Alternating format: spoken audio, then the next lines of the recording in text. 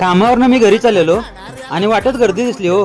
मी म्हणलं नेमकं काय विषय बघूया तर जरा. तिथे गेल्यानंतर समजलं की जी मराठीवर सुरू असणाऱ्या चल रे भावा सिटीत या कार्यक्रमातील आपल्या इचलकरंजीचा लाडका पैलवान ऋषिकेश चव्हाण आणि त्याची पार्टनर श्रुती राऊळ ही दोघेही आले होते आणि त्यांच्या स्वागतासाठी पैलवान अमृतमामा भोसले यांनी जय्यत तयारी केली होती. त्या दोघांनीही लेझिमच्या ठेक्यावर ताल धरला. त्या दोघांना बघायला लोकांनी गर्दी केली होती. मग मी का बसते होय. मग मी पण पुढे गेलो आणि शुभम भावांना ऋषिकेशची ओळख करून दिली.